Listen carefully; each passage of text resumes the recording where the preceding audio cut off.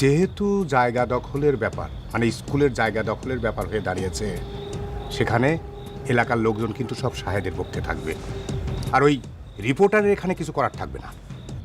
হ্যাঁ, শাকিল সাহেবের ভাতিজা আছে না, সে তো বলছে যে প্রকৃত জমির বিনিময়ে হামিদ সাহেব 10 লক্ষ টাকা স্কুলে ফান্ডে জমা দিবে। আরে না না, আরও বুদ্ধি খাটাতে হবে, আরও প্যাঁচ লাগাতে হবে।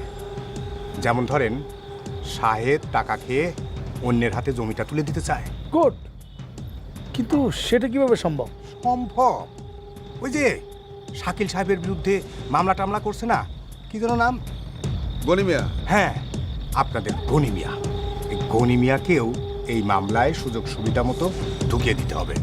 তারপর? মানে গনি মিয়াই এই গন্ডগোলগুলো পাকাচ্ছে, আর ওই শাহেদকে সেই স্কুলে ঢুকিয়েছে। ঠিক আছে, বুদ্ধিটা ভালো, কিন্তু শাকিল সাহেবের সাথে আমার একটু কথা বলতে হবে। না, তা তো বটেই। বলেন, কথা বলেন, আর আমিও এর মধ্যে একটু ভাবি, চিন্তা করি আর কি করা যায়।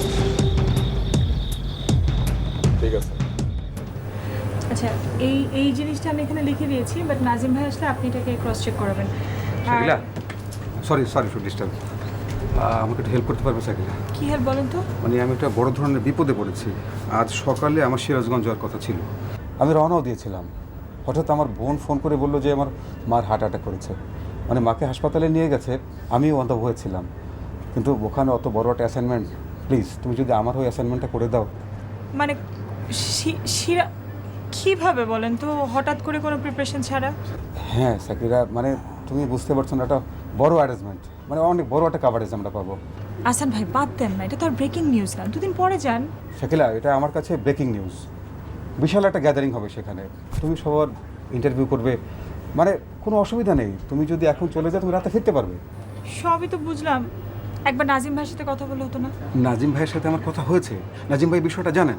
আচ্ছা, আমার মায়ের অবস্থা তো আসবে। আচ্ছা ঠিক আছে, আমি যাচ্ছি। Thank you Shakila, thank you very much. তোমার উপকারের কথা আমার মনে থাকবে। আচ্ছা, এই একটা ব্যাপার, এখানে আউটলাইন সব দেওয়া আছে না? আর তুমি ওখানে পৌঁছাবার পরে, মানে ঠিক 2 ঘন্টা পরে আমাকে ফোন দেবে, আমি ডিটেলস তোমাকে বলে দেবো। ওকে, থ্যাংক ইউ ওয়ান্স অ্যাগেন। ওকে।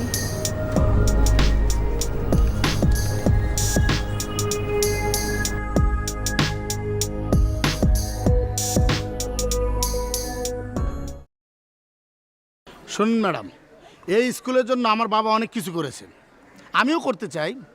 জান, আমি 10 লক্ষ টাকা দিলাম। আমার যদি আরও জমি থাকতো তাহলে আমি সেটাও দিতাম, কিন্তু আমার কিছু করার নাই। আমরা 5 ভাই 1 বোন। 2 ভাই আমার বেকার, বোনটা স্বামীর ঘরে গিয়েছিল, তাও ফিরে আসছে। আমি ওদের জন্য কিছু করতে চাই।